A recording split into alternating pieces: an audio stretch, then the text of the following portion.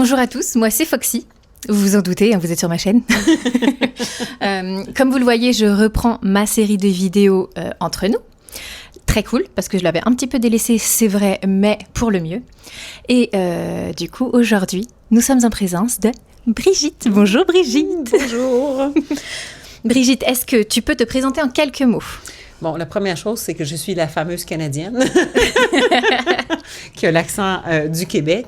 Je suis, une femme de 50 ans qui est déménagée à Séoul depuis 1 an et demi maintenant. Qui a eu une carrière assez variée dans la vie et qui a une expérience en entreprise au Canada, au Québec, pendant 26 ans, dans mon entreprise en musicothérapie. C'est un peu le tour. On en parlera juste après. Exactement. Quelle a été et quand ta première fois en Corée? Ma première fois en Corée, c'est en 2023, au mois de novembre. C'est vraiment un concours de circonstances qui m'a permis de venir plus aisément en Corée. Je pense que je vais mélanger plein de notions que tu as sûrement en tête comme question. J'ai eu un concours de circonstances qui a fait que j'ai été en arrêt de travail pendant 1 an de temps. Et pendant cette année-là, j'ai dit, moi, je reprends les voyages. Et j'ai un ami de la Pologne qui m'a dit, mais si tu es en arrêt avant de recommencer à travailler, pourquoi ne viendrais-tu pas en Pologne? Et moi, je me suis dit, si je passe par la Pologne, on pense au décalage horaire, il y a 14 heures de différence entre le Québec et ici. J'ai dit, un petit arrêt en Europe, le temps de me replacer et faire après ça un décalage horaire à Séoul. Je me suis dit, moi, je vais aller faire un tour en Corée du Sud à partir de là. Ça fait que c'est de cette façon-là que je suis venue en Corée. Mon voyage en Corée était prévu en 2025. Dingue. Et je suis venue en 2023 et j'ai déménagé en 2024.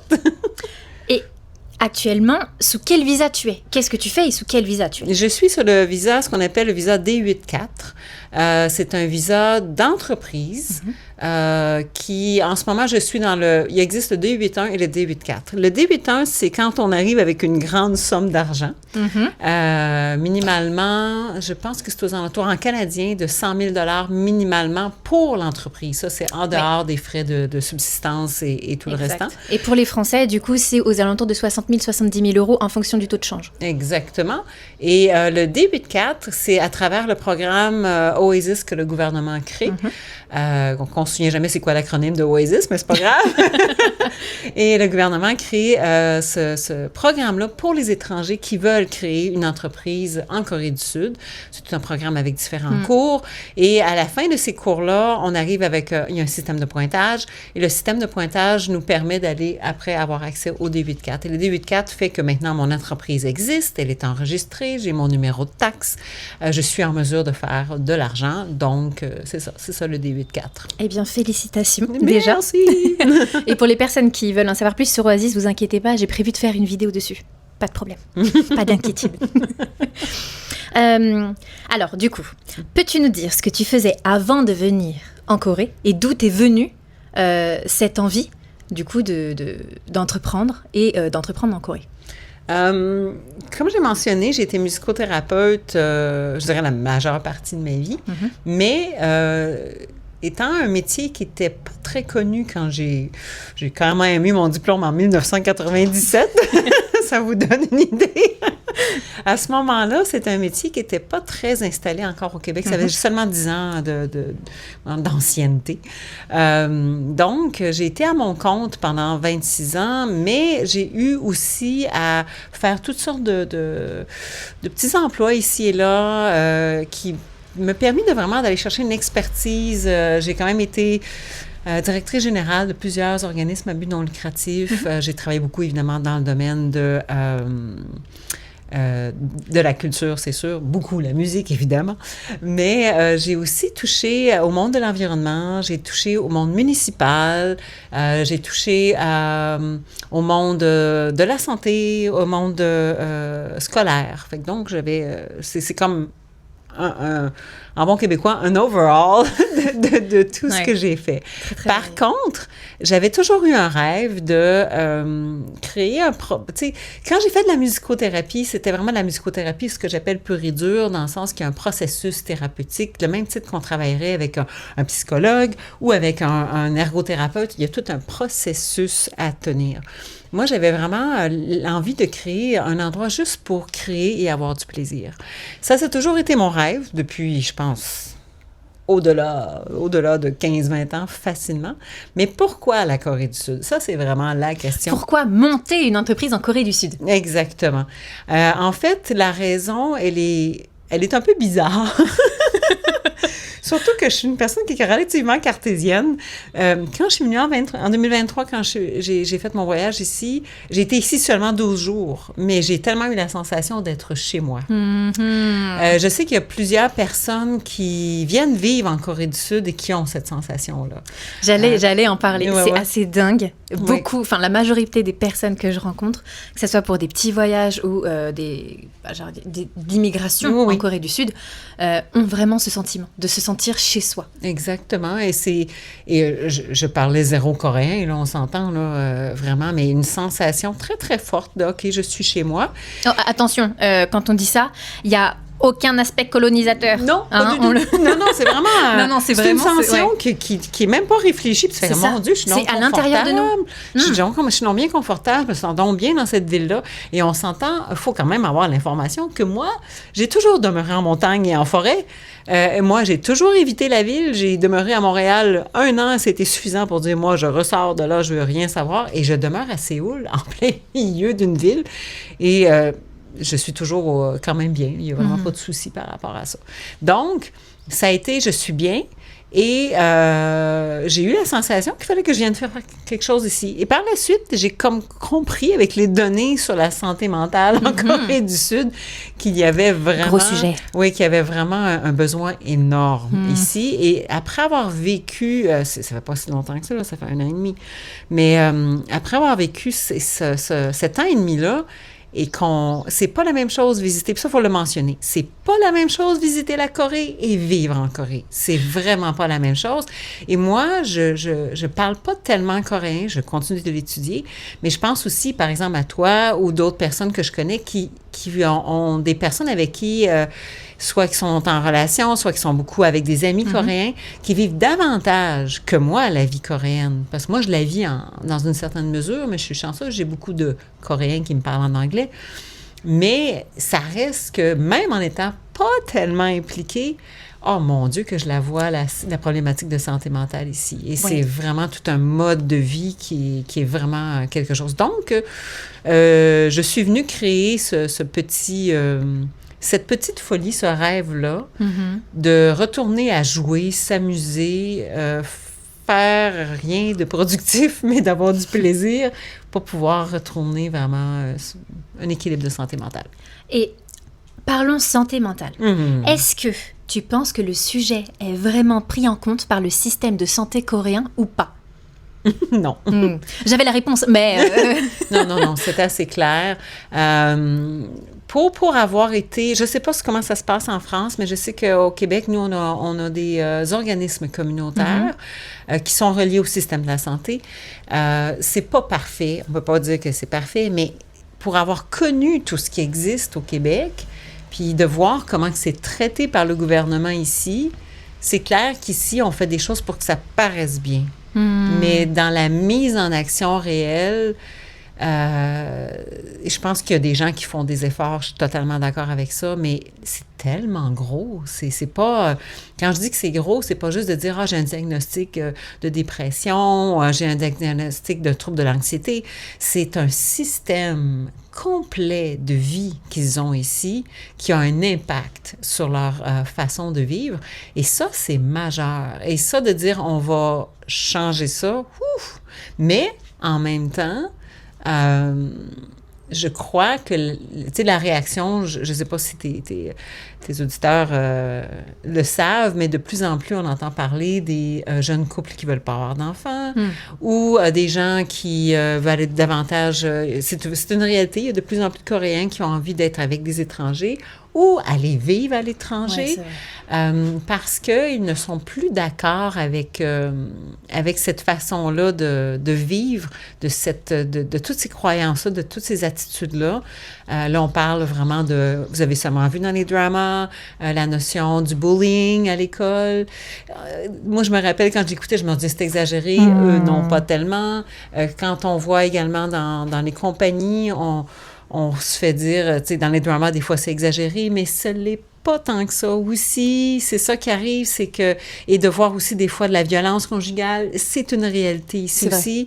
Ça fait qu'il y a vraiment toujours une pression sociale constante qui est installée à cause d'une forme de hiérarchie. On n'est pas à juger du tout. Moi, je le comprends, puis je suis pas mal sûre que tu comprends aussi que tout ce système-là est installé pour une survie de la... Bien sûr. Ils ont tellement été envahis, ils ont tellement eu de guerres, ils ont eu des façons de survivre, mais la nouvelle génération n'est plus nécessairement d'accord avec ça et aux prises avec ça. Donc, dans quelle mesure que ça va changer?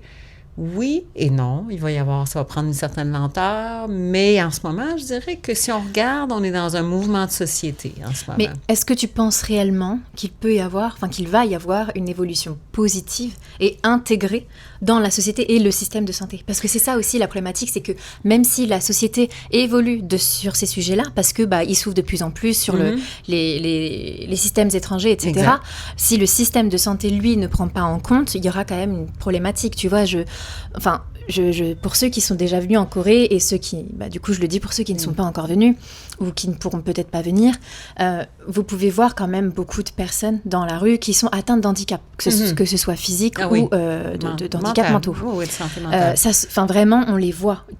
La plupart, il y en a quand même beaucoup qui sont livrés à eux-mêmes dans la rue. Totalement. Et en fait, ils sont complètement démunis parce que les familles ne les prennent pas en charge, parce qu'ils ne peuvent pas le faire, ils n'en ont pas les moyens. Exact. Ni financier. D'ailleurs, je dis financier, mais il n'y a forcément pas de système de soutien. Il n'y a pas de système de soutien. C'est ça. Exact. Donc, est-ce que tu penses qu'il y a une vraie évolution qui va arriver? Est-ce que tu penses que l'influence étrangère va vraiment permettre une évolution de ce type? Écoute, c'est comme tu me demandais d'avoir la boule de cristal.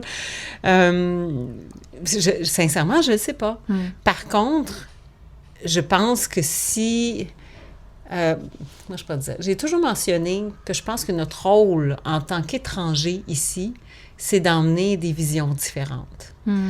Parce que moi, évidemment, que l'offre que j'ai de mon produit, de mon entreprise, mais je suis sûre qu'avec toutes les personnes que tu as pu discuter, quand tu leur parles un peu de visions différentes, quand tu leur parles que tu as le droit de rien faire, tu as le droit d'aller prendre une journée sans pour autant te faire un gros événement ou un gros happening. Tu n'es pas obligé d'aller à l'événement où est-ce que 150 000 personnes, j'exagère quand je dis ça, là, mais de dire qu'il y a tellement de monde qui se met en ligne pour prendre en photo cet arbre-là, tu n'es pas obligé, là, tu ris parce que tu comprends ce que je veux dire, de faire... Surtout qu'on arrive à la période, là, avec les cerisiers. Oui, exactement. Et de dire, OK, tu as le droit de t'installer dans un parc, d'aller dormir et de rien foutre de ta journée sans que tu sois obligé d'emmener toute ta tiraille qui vient avec. Hein, c'est vrai. Ils amènent tellement de choses. Donc, il y a toujours une notion de performance qui est très mentalisée. Et quand on leur explique qu'il y a d'autres façons de faire, je te donne un exemple. Cette semaine, je parlais avec une amie qui me parlait de « Ah, mon Dieu, dans mon métier, je devrais faire plus d'argent, théoriquement, avec le... » Je ne veux pas nommer nécessairement ce qu'elle fait, mais j'ai commencé à lui expliquer. Elle fait énormément de musique, mais elle a aussi un métier qui, théoriquement, devrait lui donner un gros salaire. Puis elle a dit « Ah, je devrais arrêter de faire de la musique parce qu'il faut que je fasse un gros salaire. » Je dis, est-ce qu'il faut vraiment que tu fasses un gros salaire? Je dis, l'important, c'est que tu commences à regarder qu'est-ce qui te fait te sentir riche à l'intérieur de toi. Je sais pas parce que tout le monde est comme ça dans ton métier que tu devrais être de la même façon, d'avoir de la richesse, de démontrer la richesse par la grosse voiture que tu as. Je dis, qu'est-ce qui te rend heureuse dans une journée? Qu'est-ce qui fait que tu te sens riche dans une journée? Ben, tu dis, quand je fais de la musique, mais je dis, maintenant, c'est de regarder ce qui est... à améliorer dans ce que tu as présentement pour trouver l'équilibre te permettant de pouvoir te réaliser. Puis elle m'a dit, il faut que tu parles comme ça le plus possible aux Coréens, s'il te plaît. Mais ça, c'est ta mission. Tu t'es pas lancée là-dedans pour rien. Non, exactement. Fait que, mais ça, c'est... Quand on apporte ça, ça leur fait comme, oh, je respire, merci, ça fait du bien. Fait que là, si je reviens à ta question, je sens qu'il y a un besoin de fond Et je sens que s'il y a un changement qui se fait, ça va se faire pas par le gouvernement, mais par la population. Oui, Et ok. je sens que la population, la jeune population, mais même les personnes un peu plus âgées, des fois, tu les sens fatiguées, tu les sens vraiment difficiles de toujours tenir cette pression-là également. Je sens qu'il y a comme un épuisement qui fait comme, hey, on peut-tu vivre autre chose? Parce qu'on commence à voir de plus en plus qu'il existe autre chose, tu sais. Puis quand tu leur expliques, par exemple, les systèmes de vacances que l'on a dans nos pays respectifs, que le fait, parce que je ne sais pas si vous savez, mais en Corée, même si vous êtes dans une grosse entreprise style Samsung, si vous êtes malade, vous n'êtes pas payé. Et ça, C'est vrai. et sinon, vous le prenez carrément sur vos journées de vacances annuelles. Exactement. Mais pour eux, les journées de vacances annuelles n'est pas nécessairement des vacances. Et en plus, ils ont la pression que s'ils prennent plus qu'une semaine, ils se font regarder, on leur dit, mon Dieu, tu as osé prendre plus que ça. Donc, nous, quand on leur parle qu'on est payé pour se reposer à la maison, pour eux, c'est comme ils nous regardent, on leur dit, waouh, c'est donc bien fantastique. Vous avez combien de congés payés au Canada? Minimum 11. OK. Waouh. Mais tu sais, il y a aussi comme... Non, mais je pense par rapport à la oui, France. mais on parce a, que... on a parlé, mais on en a déjà parlé. Mais oui, non, Mais sauf que nous, on a ça, mais on a un peu moins de congés annuels que vous. Mais dans la moyenne, on arrive pas mal à la même Oui, chose. c'est vrai. C'est ce qu'on avait calculé. Mais ici, c'est minime comparativement. Fait que rien n'est fait pour soutenir la santé mentale. Ils soutiennent la santé physique, oui. Oui. Et d'ailleurs, il y a une vraie... pas propagande, mais il y a quand même une vraie tendance à vouloir être en bonne santé physiquement. Parce Totalement. que être en bonne santé physiquement, ça montre qu'on prend soin de soi. Exact. Mais il n'y a pas que le physique. Oui, mais ce qui est fascinant, c'est aussi de voir qu'ils sont vraiment très, très bons à avoir une injection qui va arrêter immédiatement la grippe. C'est vrai. Là, tu fais comme, ça, c'est tout simplement parce qu'ils doivent continuer à travailler. C'est vrai, c'est dingue. Oui. Mais tu sais, naturellement, si la grippe, on va dire en québécois, te pogne, tu sais, que tu attrapes la grippe, c'est que vraiment, ton système immunitaire te dit, prends une pause. Mais nous, le réflexe, puis ça, c'est vraiment, les Coréens vont dire, va à l'hôpital, va te faire donner une injection. Nous, on se dit, non. Nous, on s'écoute plus. On va rester à la maison. Ouais, nous, on s'écoute plus. On s'écoute beaucoup plus. C'est ça qu'on fait. Non, je vais rester à la maison, je vais dormir. Tu sais, c'est un 3 à 7 jours, c'est beaucoup de liquide, dormir, relaxer. C'est vrai. Mais pour eux, c'est comme, non. Mais pour eux, c'est être lazy. Exactement. Tu vois, de faire ça. Exactement. Mais c'est naturel. c'est vrai. Et eux, je pense qu'on en a déjà parlé du système nerveux sympathique et parasympathique. Le sympathique, c'est celui où est-ce qu'on est toujours en action, et le parasympathique, c'est celui où est-ce qu'on relaxe. Et on a besoin du parasympathique pour être en mesure d'avoir le cerveau dégagé et pouvoir prendre de meilleures décisions, puis avoir des idées plus claires. Et ça, je pense que tout le monde le sait, un vrai repos, à un moment donné, mon Dieu, mais je comprends mieux, si je suis plus dégagée, je suis moins nerveuse. Mais ici, le parasympathique, c'est quasiment un luxe. Fait qu'ils ne comprennent pas, mais je dis, c'est parce que c'est humain. Et là, quand on est toujours dans le système sympathique, on tombe dans ce qu'on appelle, dans le stress, on appelle ça, donc, un stress continu. Il y a un terme pour ça, mais qui dit vraiment que là, le stress est rendu tellement élevé que tu ne le sens plus. Oui. Et là, vraiment, fait que la volonté va venir sûrement peut-être que le système va crasher, possiblement. C'est peut-être ça qui va peut-être apporter quelque chose. Mais on le sent. Les gens sont fatigués, les gens sont tannés, les jeunes ne veulent plus nécessairement... Ils veulent travailler, mais ne veulent pas travailler dans les conditions qui sont données. OK. Et pour moi, personnellement, je regarde les heures de travail et je serais incapable de le faire, personnellement. Ah, m'en parle pas. Moi, je le vis pas en conséquence, tu sais, mais j'ai les conséquences de cette vie parce que mon copain travaille énormément et a des horaires démesurés. Oui, exactement. Vraiment, c'est de l'abus.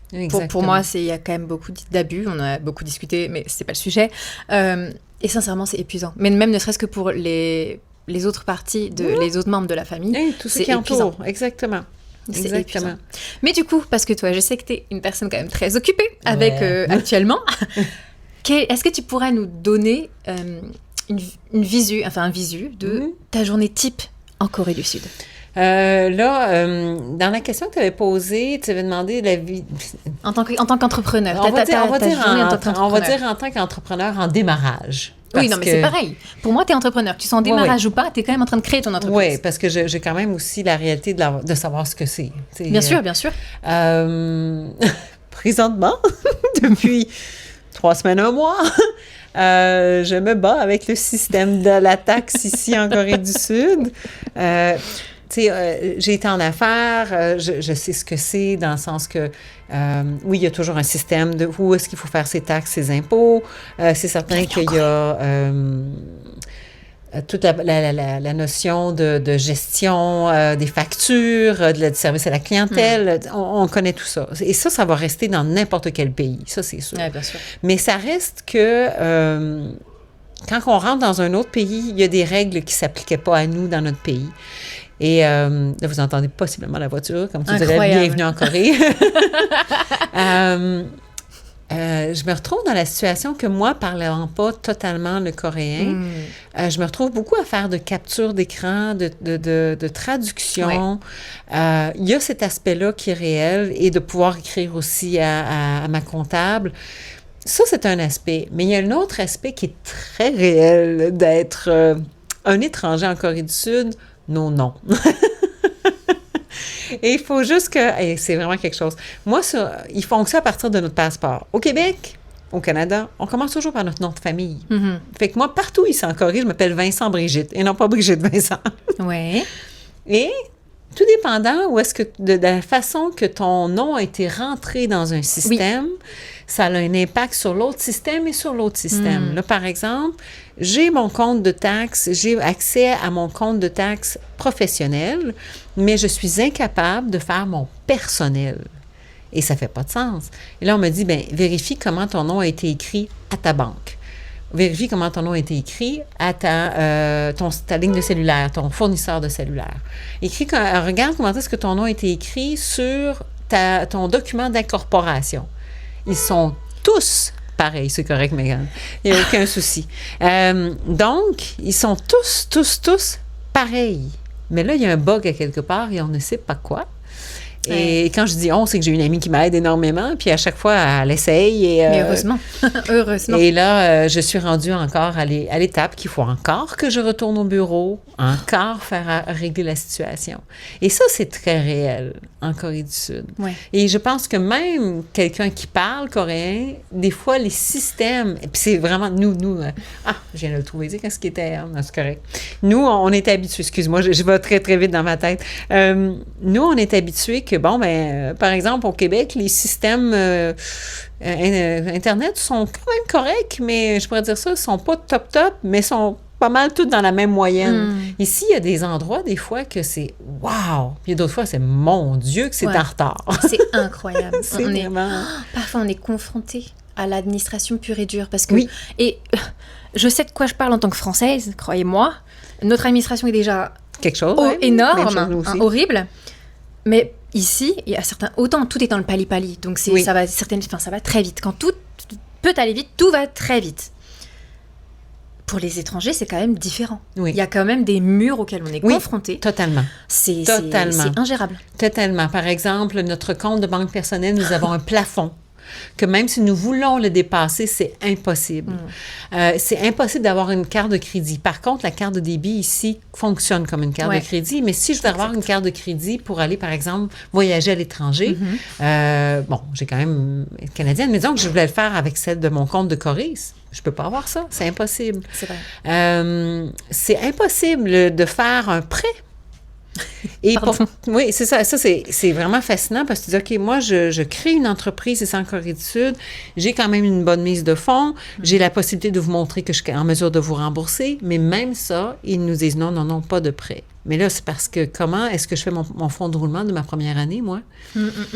Et c'est pour ça que il faut vraiment prévoir que si on part une entreprise, il faut soit éventuellement aller chercher, si on n'a pas de sous, mais qu'on a une idée vraiment géniale, il faut aller chercher des investisseurs.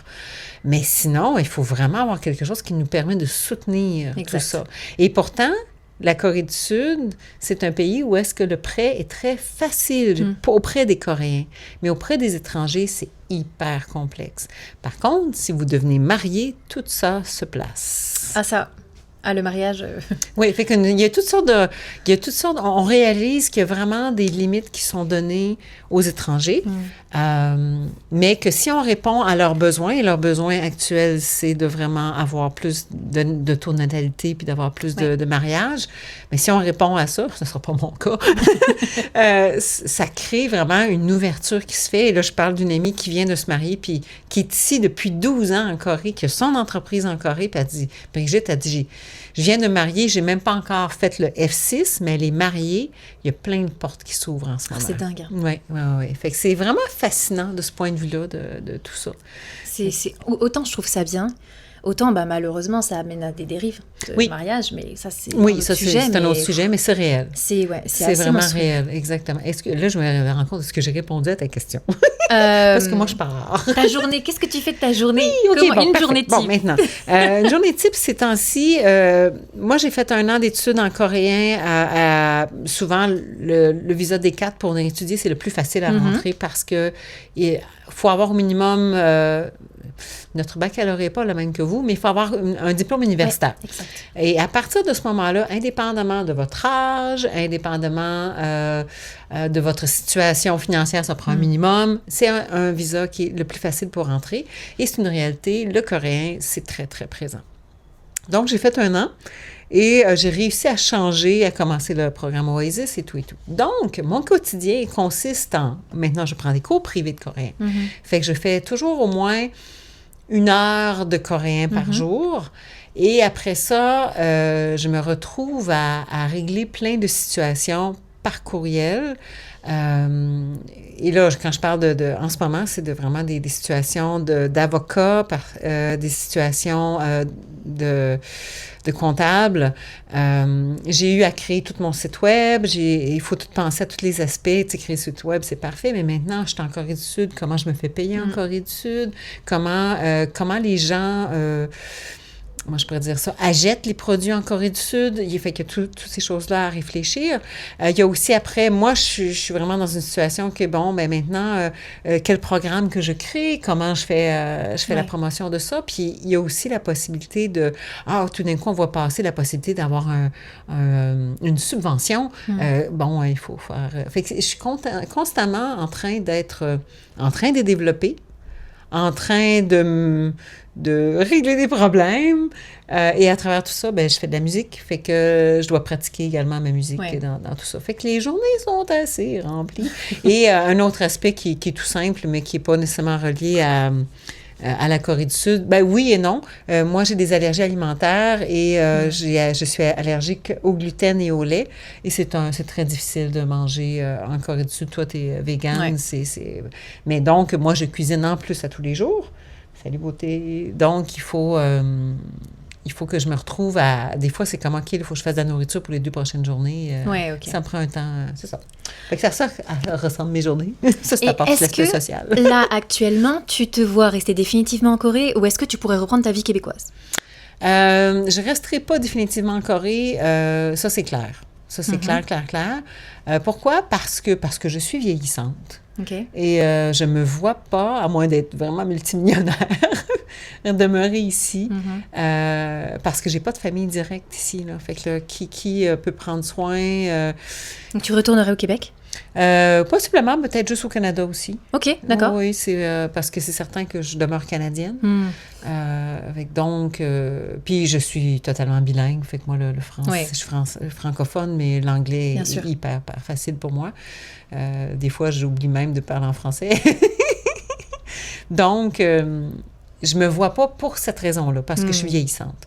Je dis pas si j'avais vingtaine, trentaine d'années, ça serait peut-être pas nécessairement la même chose parce que peut-être j'aurais la possibilité de créer vraiment un réseau, de m'installer dans un emploi. De t'établir vraiment. Oui, exactement. Moi, je suis bien au clair que je m'en viens créer une entreprise qui va demeurer en Corée du Sud. OK, d'accord. Donc, quitte à la revendre derrière? Ah oui. OK, d'accord. Oui, définitivement. Oui, définitivement. Et est-ce que tu pourrais nous partager une anecdote que tu as eue ici? Une anecdote. Ah oui. Ben oui. Écoute, je sais que dans tes questions, je vais aller au-devant parce que je pense qu'ils vont tous être reliés. Non, Commence par les deux autres. Commence par les deux autres. Non, mais c'est l'avant-dernière. Après, il y aura... Oui, parce que tu m'avais dit quelque chose de positif et quelque chose de négatif. Non, mais vas-y, on va passer sur l'anecdote parce qu'on ne va pas avoir le temps après. OK. Je vais vous parler de... Mais c'est pas nécessairement une anecdote, mais c'est quelque chose qui me surprend toujours de la part des Coréens. Okay. Les Coréens ne sont pas habitués de se faire dire merci. C'est vrai. Les Coréens Je rigole, mais c'est tellement vrai. Oui. Les Coréens ne sont pas habitués de se faire dire merci. Ils ne sont pas habitués qu'on leur manifeste de la gratitude. Ouais. Et quand on le fait, c'est fascinant ce que ça fait. Tout d'un coup, le visage s'ouvre, le sourire s'installe. Puis là, ils sont comme « wow ». Là, ils sont vraiment prêts à faire plus pour toi. Juste parce que, par exemple, dans l'autobus, les gens sont pas vont par exemple, t'es pris près de la fenêtre, tu veux passer. Nous, on a le réflexe, excusez-moi, puis la personne se lève pour te laisser passer, puis on dit merci. Ça, c'est quelque chose qu'on fait naturellement. C'est vrai. Et moi, je fais la même chose, mais en coréen. Et à chaque fois, les gens sont... Oui, ils sont assez estomaqués la plupart du temps. En fait, ils ne savent même pas quoi répondre. Exactement. Et juste de dire « excusez-moi », d'habituellement, des fois, ils ne vont pas bouger. Mais juste parce que tu te le dis, ils vont faire un effort de plus. Ils vont se lever, ils vont te laisser de l'espace pour passer. Puis là, juste parce que tu dis merci, puis là, tu vois qu'ils sont tous... Oui. Et dès que tu établis un contact, par exemple, j'ai une dame à l'entrée à la sécurité. Mais à tous les jours, je lui dis bonjour. Ouais, elle a un super sourire, tu sais. Mais quand elle me voit arriver, elle m'attend. Mais du coup, oui. En fait, oui, elle m'attend pour le bonjour. J'avais la même chose dans mon ancien appartement. C'est ça. Fait qu'il y a vraiment juste le fait de dire merci à la personne de l'autobus. Ça fait tellement, tu sais, le chauffeur d'autobus. Ouais. Et du coup, rapidement, si tu as un point négatif, quelque chose qui t'a surpris négativement? Pour moi, qui ne parle pas tellement coréen, ils sont tellement au téléphone. Ah ouais. Les services sont au téléphone. Nous, tout se fait par courriel. Pour eux, courriel, le moins possible. C'est vrai. Que les factures. Oui, exactement. Quand tu es étranger, ils vont faire un effort. Mais, évidemment, ici, on a le Kakao Talk, là, qui est le type de messagerie par excellence. Mais à la base, tout service se fait par téléphone. Et même par SMS. Même pas par Kakao, par SMS. Moi, on me demande d'envoyer mes relevés de gaz par SMS. C'est dingue. Exactement. C'est dingue. Puis pour nous, les SMS, chez nous, c'est vraiment juste personnel. Tu fais pas affaire avec ça. Tu fais pas affaire avec ça. C'est vrai. Fait que donc, c'est comme... Ça, pour moi, je fais comme... Ben là, vu que je peux pas parler coréen, je suis comme bloquée à plein d'endroits parce que je peux pas faire ce service-là. Tu sais, s'il me parle de base de... Je m'en viens installer ton Internet, à quelle journée, quelle heure, ça va. Mais là, si je commence à parler de mes problèmes de home tax personnel, moi, je suis bloquée en ce moment-là. Tu sais, je suis bloquée. Fait que c'est un point qui est surprenant et qui, pour moi, est difficile dans la vie de tous les jours. Tu sais, vraiment. Ouais. Ben, je peux comprendre. Et du coup, dernière petite question, parce qu'on est un peu malheureusement tenu par le temps. Quelles sont les prochaines étapes pour toi? Pour moi, je suis rendue... Étonnamment, je vais vous le dire, dans le programme Oasis, la majorité des gens qui sont là vont offrir des services aux étrangers ou ils vont faire de l'import-export. C'est vrai. Je suis une des rares qui offre des services aux Coréens. C'est vrai. Je suis vraiment une des rares qui fait ça. Donc, ma prochaine étape, vu que c'est un service en musique, j'ai besoin d'un local, mais j'ai surtout aussi besoin de trouver l'équipe avec qui je vais travailler. Okay. Parce que là, je suis en train d'identifier que moi, je comprends bien le coréen, je ne le parle pas, mais je le comprends quand même relativement bien. Mais j'ai besoin de quelqu'un qui va être capable de répondre justement au téléphone pour donner des informations sur le service. Je vais avoir besoin de quelqu'un aussi qui va être capable de faire de la vente. Et je souhaite m'engager des musicothérapeutes que je vais former. Fait que donc, je veux m'entourer de gens qui vont être capables de me faciliter la vie en coréen, mais que moi, je vais leur apporter quelque chose de plus par l'entreprise que je fais. Et ça, c'est un casse-tête présentement. Parce que tu te dis, comment je me réussis à rentrer suffisamment d'argent pour que moi je vive et que je puisse donner un emploi à ces gens-là. Fait que je suis dans cette étape-là présentement. Le local, je pense que ce ne sera pas complexe. L'achat des instruments, ça ne sera pas complexe parce que j'ai trouvé le site par excellence ici. OK, super. Qui est dans les prix que je suis habituée de connaître avec les instruments que je connais très bien. Fait que ça va être super. Donc, c'est ça. Ça va être la prochaine étape. Puis cette étape-là, c'est vraiment, OK, là, on part vraiment les affaires. Et donc, on a un petit peu peur. Comme on dit pas chez nous, j'ai la chienne. C'est une expression pour dire qu'on a peur. C'est marrant, j'adore. Je crois qu'on va se faire un épisode spécial expression québécoise, expression française, parce que moi, typiquement, j'adore. Puis, en ce moment, je fais très attention. Hein? Je sais que j'ai quelques petites expressions québécoises, mais je fais très attention à ce que je dis parce que si comme on dit, si je me lâche lousse, si je me laisse aller, vous allez me perdre. C'est ça, c'est où est-ce que je suis rendue présentement. Ok, très bien. Eh bien, merci beaucoup. Ça fait plaisir. Et j'espère que ça vous aura plu. Voilà, mon but, c'est vraiment d'avoir un éventail de personnes à vous présenter de tout horizon. Et je trouvais vraiment ta vie ici, ton expérience ultra particulière et super parlante. Ouais. Donc, merci beaucoup d'être venue. Ça fait plaisir.